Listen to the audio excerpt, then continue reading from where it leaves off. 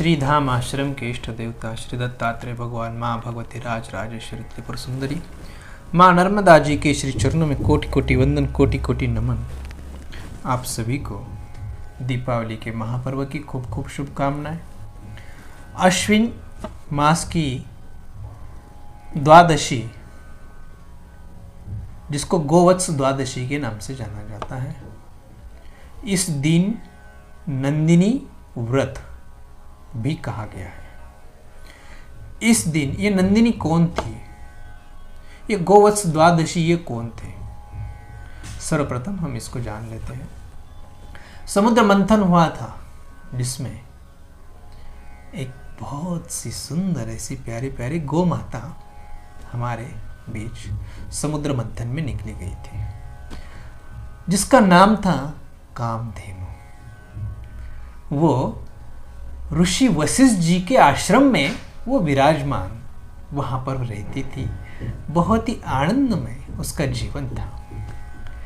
और उसके पश्चात उसको एक छोटी सी बछड़ी भी हुई, जिसका नाम रखा गया नंदिनी। उसके नाम से ही नंदिनी व्रत, गोवत्स द्वादशी। इस दिन सफेद गौ माता और सफेद बछड़ा, इनकी पूजा का बहुत बड़ा महत्व है। और आज इस धरती पे जो गौ माता का जो लाभ हम लोग ले रहे हैं, वो हमारा समुद्र मंथन में जो निकली हुई कामधेनु है, उसी की पुत्री नंदिनी। और नंदिनी का ही परिवार आज पूरे भारत में ही नहीं, पूरे विश्व में फैला हुआ है। जो गौ माता मनुष्यों के ही नहीं अपितु देवी देवताओं की भी माँ है। ऐसी माँ को हम बार बार वंदन करते हैं, बार बार प्रणाम करते हैं। इस पर्व के दिन हमें गौ माता की पूजा अवश्य करना चाहिए, जिसके चलते हमारे पापों का प्रक्षालन हो जाए। गोवत्स द्वादशी के दिन प्रातः गौ माता का गोबर लेना, वो गोमूत्र लेना, वो गोमूत्र और गोबर शरीर पे मलना और फिर उससे स्नान करना, जो लक्ष्मी कारक हमारे घर, परिवार, आश्रम, व्यापार सभी जगह पे वो धन की वृद्धि करती है। इसलिए हमारे जीवन में हमें गोवत्स द्वादशी का यह दुर्लभ सुअवसर का लाभ हमें अवश्य उठाना चाहिए। अभी कई लोगों को गोमूत्र की प्राप्ति नहीं हो पाती, देसी गौ माता इनका गोबर प्राप्त नहीं कर सकते, वो दीपावली के गोवत्स द्वादशी के पहले ही उसको कहीं पर जाके खोज खाज के लेके आ जाए। अभी मुझे इस बात का भी ज्ञात है, यह वीडियो देश विदेशों में जो लोग भक्त इसको सुन रहे हैं, श्रीधाम आश्रम के परिवार के लोग सुन रहे हैं।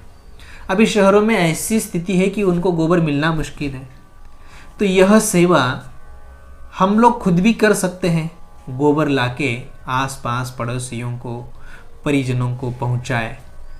भले उसका जो खर्चा लगता है वो उनसे ले लेवे, उस गोबर का भी वो व्यापार करे, जिसके चलते शहरों के लोगों को इसका लाभ उठा सके। गांव में, छोटे छोटे गांव में तो देसी गौ माता तो मिलती ही है, पर शहरों में कहाँ से लाएंगे, शहरों में कहाँ से मिलेगा। तो इसके लिए रमा एकादशी के दिन, ताकि सुबह स्नान सूर्योदय के पूर्व होता है, तो सुबह सुबह जाके तो गोबर ला नहीं सकते, तो हम लोग क्यों ना रमा एकादशी के दिन ही बाजार में जाए और वो गोबर खरीद के लाए। अब बेचेगा कौन, ये भी प्रश्न आ गया। तो बेचने के लिए जो जो भक्त इसको सुन रहे हैं, वो इसको प्रचार प्रसार करें, लोगों को बताएं, और वो खुद वहाँ पे उनको उपलब्ध करा के दे। और जो लोग इसका लाभ लेना चाहते हैं, वो जरूर इसका लाभ उठाए। फिर आगे हमें करना क्या है, गौ माता की पूजा करना है। जो लोग गांव में रहते हैं वो खुद गौ माता के पास जाके पूजा करें। जो लोग शहरों में रहते हैं वो फिर आगे फोटो हो गया, प्रतिमा हो गया, या मानसिक पूजन करें, या फिर गांव में जाके उसका पूजन कर सकते हैं। फिर हम लोग आगे शहरों में कई कई जगह पे गौशालाओं का भी आयोजन होता है। गौशालाएं होती ही है बहुत सारी जगह शहरों में। 1-2 घंटे के दूरी के पास हम लोग गौ माता के पास पहुंचे। जिसका बछड़ा हो, ऐसी ही गौ माता सफ़ेद कलर की, उसका पूजन बहुत ही महत्वपूर्ण बताया गया। फिर हम लोग वहाँ पे षोडशोपचार पंचोपचार पूजन के लिए जो सामग्री लगती है वो आप सभी को तो पता ही है। जल हो गया, अक्षत, कुमकुम, हल्दी, फूल, हार, नारियल, वो बछड़े को उड़ाने के लिए वस्त्र, और साथ में बहुत ही महत्वपूर्ण बात कि हमारे पास उड़द के जो बड़े बनाए जाते हैं, उस बड़े बना के उसको खिलाया जाए। इसका बहुत ही महत्व है।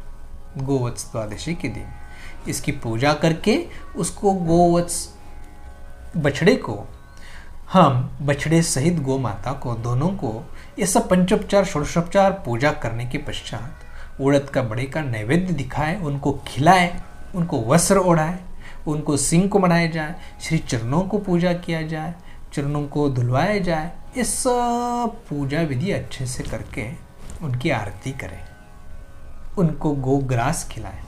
ऐसा पूजा करके हम गोवत्स द्वादशी के दिन, फिर उसका एक मंत्र भी है, गौ माता को चरणों का पूजा करने का, जल अर्पण करने का, वो मंत्र भी हम लोग पढ़कर ही उनका पूजा विधि करें।